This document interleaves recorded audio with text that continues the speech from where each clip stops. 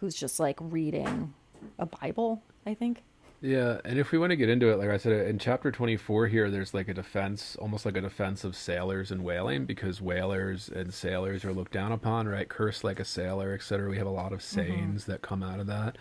Because if you were working that job, right, when it was literally life or death, you could die at any moment. Like the people that worked those types of jobs, right, were lower class workers types thing.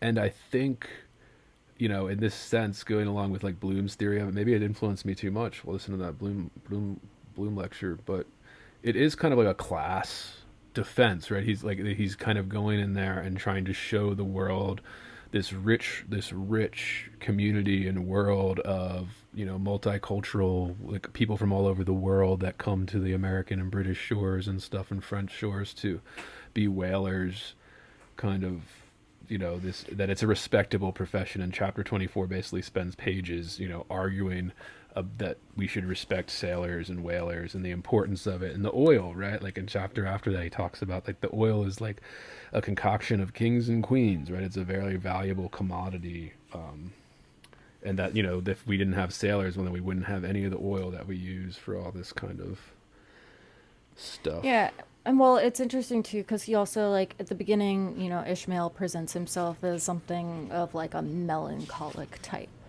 right?